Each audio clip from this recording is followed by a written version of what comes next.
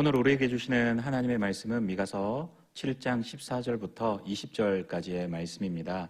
저는 이곳에서 여러분은 지금 계신 예배의 현장에서 살아계신 하나님께 말씀을 함께 읽고 예배를 드리며 나아가시기를 소원합니다. 미가서 7장 14절로 20절까지의 말씀 한 목소리로 합독하도록 하겠습니다. 원하건대 주는 주의 지팡이로 주의 백성 곧 갈멜 속 살림에 홀로 거주하는 주의 기업의 양떼를 먹이시되 그들을 옛날같이 바산과 길르앗에서 먹이시옵소서. 이르시되 내가 애굽 땅에서 나오던 날과 같이 내가 그들에게 이적을 보이리라 하셨느니라. 이르되 여러 나라가 보고 자기의 세력을 부끄러워하여 손으로 그 입을 막을 것이요 귀는 막힐 것이며 그들이 뱀처럼 티끌을 핥으며 땅에 기는 벌레처럼 떨며 그 좁은 구멍에서 나와서 두려워하며 우리 하나님 여호와께로 돌아와서 주로 말미암아 두려워하리이다. 주와 같은 신이 어디 있으리이까? 주께서는 죄악과 그 기업의 남은 자의 허물을 사유하시며 인애를 기뻐하심으로 진노를 오래 품지 아니하시나이다. 다시 우리를 불쌍히 여기셔서 우리의 죄악을 발로 밟으시고 우리의 모든 죄를 깊은 바다에 던지시리이다. 주께서 옛적에 우리 조상들에게 맹세하신 대로 야곱에게 성실을 베푸시며 아브라함에게 인애를 더하시리이다. 아멘. 오늘로써 미가서 말씀은 끝이 납니다. 미가서 7장은 크게 세 부분으로 나누어 살펴볼 수 있는데 먼저 7장 1절에서 6절까지는 이스라엘의 곧 닥칠 임박한 재앙과 형벌의 날에 대한 예언의 기록입니다. 그리고 7절에서 13절은 현재는 비록 어둡고 절망적이지만 장래에는 결국은 하나님께서 이스라엘 백성들을 회복하여 주시고 구원해 주셔서 이스라엘 백성들이 광명을 맞이하게 될 것에 대한 예언의 기록입니다.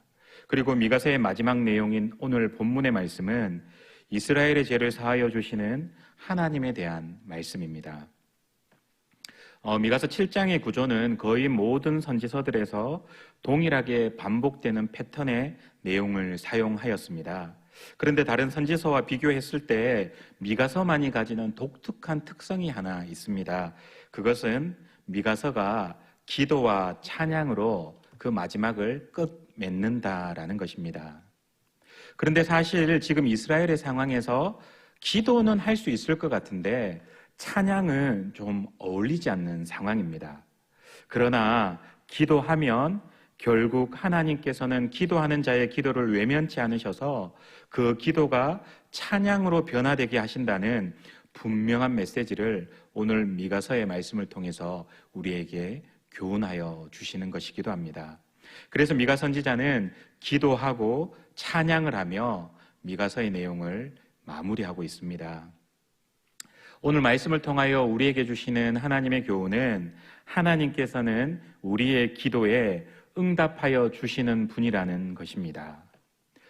미가 선지자의 마지막 기도는 우리로 하여금 하나님을 선한 목자로 비유하는 시편 23편을 기억나게 하는 기도이기도 합니다. 미가는 이스라엘을 주의 기업이라고 표현하고 있는데 이는 하나님의 소유라는 고백입니다. 이러한 미가 선지자의 기도는 이스라엘의 잘못에도 불구하고 우리는 하나님의 소유요 하나님의 백성이니 우리를 구원하여 주시고 우리를 인도해 주셔야 합니다라고 간절히 하나님께 매어 달리는 기도이기도 합니다. 그런데 미가서 7장 14절의 말씀을 묵상하는데 신약의 말씀 한 구절이 떠올랐습니다. 그 말씀은 우리가 대표적인 강청기도의 본문으로 알고 있는 누가복음 11장의 말씀이었습니다. 누가복음 11장은 예수님께 기도를 가르쳐 달라는 제자들에게 예수님께서 두 가지 비유로 제자들에게 답을 주시는 말씀입니다. 첫 번째 비유는 친구 한 명이 늦은 시간에 와서 먹을 것을 달라고 요구합니다. 그런데 이때 집 주인의 대답이 무엇이었습니까? 시간도 늦었고 이미 나는 이불을 덮고 침대 안에 누워 있기 때문에 너에게 먹을 것을 줄 수 없다라고 대답하죠. 그런데 계속해서 간청하는 것으로 인해 이렇게 친구는 대답합니다. 비록 벗됨으로 인하여서는 주지 아니할지라도 너의 간청함을 인하여 주겠다라고 말입니다. 그리고 이 비유에 연하여 바로 우리 주님께서 하나의 비유를 더 들어 기도에 대한 설명을 주십니다. 그 비유는 아버지 된 자가 누가 아들이 생선을 달라 하는데 생선 대신에 뱀을 주며 알을 달라 하는데 정갈을 주겠느냐라고 말씀하십니다. 여기에서 우리는 하나님께서 들으시는 기도 응답의 두 가지 원리를 발견할 수 있습니다. 응답받는 기도의 첫 번째 비결은 강청하는 기도라는 사실입니다. 하나님께서는 때로 우리가 간절히 눈물을 흘리며 간절히 금식하며 우리의 삶의 모든 것을 내려두고 하나님 앞에 간절히 기도하며 나아가기를 원하셔서 그러한 모습을 지켜보실 때가 있으십니다. 그러나 간절히 기도하면 하나님께서 우리의 기도에 반드시 응답하신다라는 말은 기도에 대해 50점 정도밖에 되지 않는 설명입니다. 왜냐하면 우리가 간절히 기도하기만 하면 하나님께서 무조건 들어주신다면 하나님을 믿지 않는 사람들 중에서 우리보다 더 열심히 있는 사람들도 있지 않겠습니까? 그리고 만약 이 논리대로 믿지 않는 사람들의 기도 중에서도 이 신한테도 기도하고 또 그렇게 다중적인 신을 믿으면서 하나님께도 열심히 그리고 간절히 기도하면 하나님께서는 들어주셔야 한다라는 그런 결론으로 연결이 됩니다.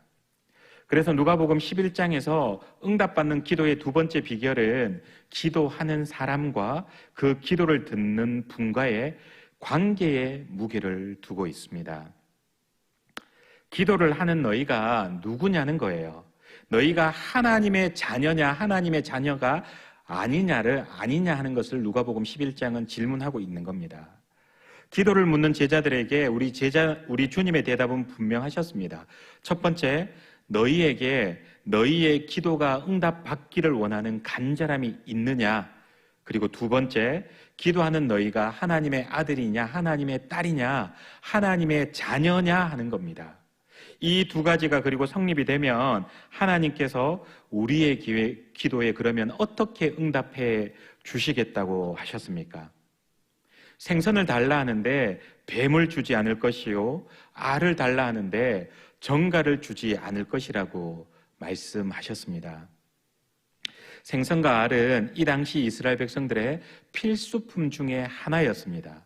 그러니 누가복음의 말씀은 너희가 너희에게 꼭 필요한 것을 달라고 너희가 기도하면 너희의 육신의 부모도 엉뚱한 응답이나 너희를 해롭게 할 것을 너희에게 주지는 않을 거야. 그런데 너희가 악할지라도 너희의 자녀들에게는 좋은 것을 주거든 너희 하늘아버지는 어떤 분인지 아니?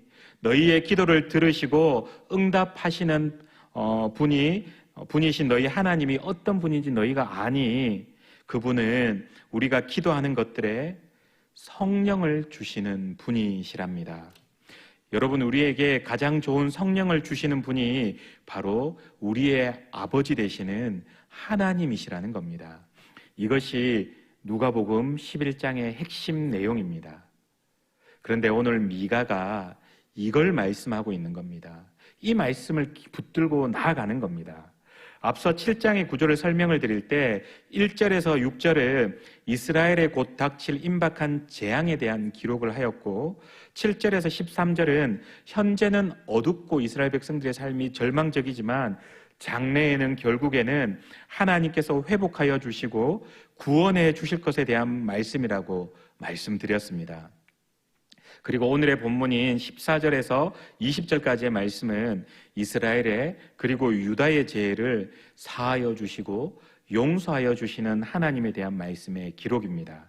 그러면 오늘 미가 선지자는 이스라엘과 유다의 죄를 사하여 주시는 근거를 어디에서 시작하고 있는 것입니까? 바로 14절이 그걸 설명하고 있는 것입니다. 하나님은 우리 목자 아니십니까? 하나님이 우리의 아버지 되시는 것 아니십니까? 우리가 비록 죄를 지어 멸망하는 것이 마땅하고 우리의 죄로 인하여 하나님께 버림받는 것이 당연하지만 도대체 어느 아버지가 자기 자식을 버리고 도대체 세상 천지의 어떤 목자가 자기 양을 절망의 구렁텅이로 밀어넣습니까? 그러니 하나님, 우리가 우리의 죄로 인해 멸망당함이 마땅하지만 주님이 우리의 목자요, 우리의 아버지 되시니 그러니 제발 우리의 죄를 용서해 주십시오. 미가서 7장이 그 중에서도 14절은 이러한 사실을 붙들고 미가는 간절히 하나님께 매어 달리며 나아가고 있는 것입니다. 그런데 서론에서 말씀드렸지만 오늘 미가는 이러한 기도를, 간절한 기도를 하나님께 올려드린 뒤에 찬양함으로 미가서를 마무리하게 됩니다. 즉 미가서가 기록되는 당시의 상황을 보면 하나님을 찬양하는 것으로 끝나는 것을 도저히 이해할 수 없지만 우리 하나님께서는 하나님의 자녀들이 간절한 마음으로 기도하며 하나님 앞에 나오는 인생들을 멸시치 않으시고 외면치 않으셔서 결국에는 그 간절한 기도에 응답하여 주시는 분이셨기에 미가는 자신의 간절한 기도를 찬양으로 바꾸어 미가의 말씀들을 마무리할 수 있게 되어진 것입니다. 여러분에게는 하나님께 기도하는 것 외에는 해결할 방법이 없는 삶의 중요하고도 무거운 무게의 문제들이 혹 있지는 않으십니까? 그러면 그 문제를 가지고 우리의 기도를 들으시고 응답하여 주시는 하나님께 간절함을 가지고 나아가시는 아멘의 성도들 되시기를 축복합니다. 그러할 때 우리의 아버지 되시는 하나님께서는 우리에게 우리가 필요한 생선과 알은 물론이요, 기도하는 우리의 인생들 가운데 우리에게 주실 수 있는 가장 존귀한 선물인 성령을 우리에게 선물로 주실 것입니다. 그러할 때 우리의 삶의 모든 문제들 또한 우리의 간절한 기도가 변하여 감사의 찬양으로 바꾸어 주실 줄 또한 믿으시기를 우리 주님의 이름으로 축복합니다. 기도하시겠습니다. 사랑하는 하나님, 하나님이 우리 아버지신 게 너무 좋습니다. 하나님을 아버지라 부를 수 있어서 참 다행입니다. 한 번밖에 살 수 없는 우리의 인생, 평생을 하나님을 아버지로 모시고 살 수 있는 은혜 주시옵소서. 주님, 기도하옵기는 인생의 어려운 문제들 앞에서도 하나님만을 붙들고 믿음으로 이겨낼 수 있는 하나님의 자녀들 되게 인도하여 주시옵소서. 오늘 하루도 코로나로 인하여 두렵고 힘들 수 있지만 세상에 줄 수 없는 평안을 주시는 하나님의 은혜 가운데 감사함으로 살아가는 한날 되게 인도하여 주시옵소서. 이 모든 말씀 우리 주 예수 그리스도의 이름으로 기도드립니다. 아멘.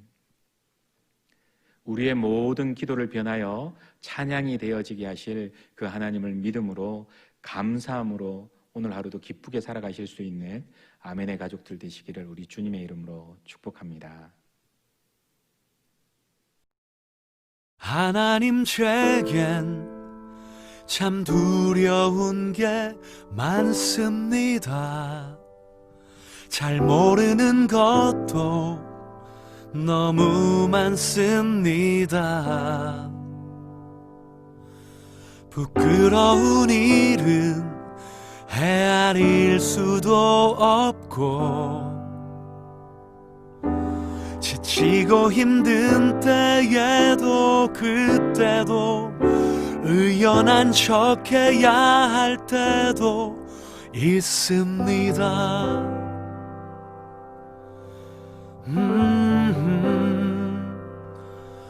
그래도 하나님 아버지, 하나님을 아버지라 부를 수 있어서 난 참 좋습니다. 오 나의 하나님 아버지, 하나님을 아버지라 부를 수 있어서 난 참 다행입니다.